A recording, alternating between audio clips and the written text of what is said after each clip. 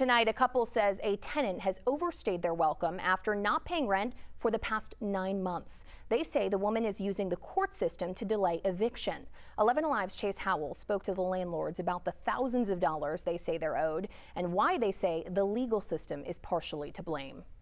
This 3-bedroom, 1-bath home on Shellnut Drive in Forest Park rents for $1,300 a month. But the landlord says the current tenant has been living rent-free for several months. You're not paying rent. We were just not going to renew your lease. Patrick and Candace Phillips own the home. They say the woman who lives at their rental property owes them $13,000 in back rent. We are not rich people. We're working class people who can't really afford lawyers. So we're in this gray area where we cannot get assistance or help, and we can't afford to buy help, so we are on our own. In March, court records show they filed a 60-day notice to evict the tenant. 9 months later, she's still there, and they say she still hasn't paid a dime. Whenever somebody gets evicted, they have about 7 days to appeal that process, and generally you're supposed to appeal to the same court system that initiated the first one.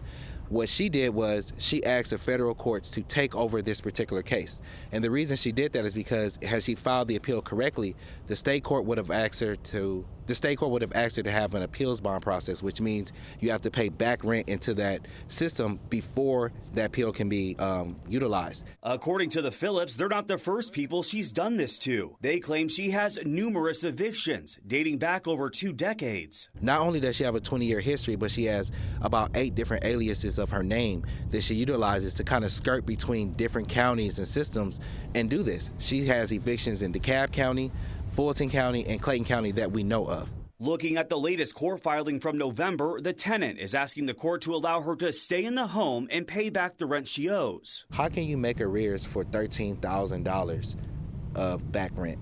It's not possible.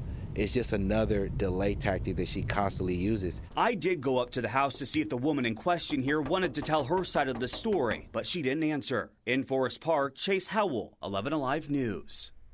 And the Phillips tell Chase they have since filed a motion with the 11th Circuit to dismiss her appeal after the court sent it back. They're also asking the federal court to classify her as a vexatious litigant, alleging she has abused federal judicial procedures, filed a misleading and false statement, and used the appeal system to delay enforcement.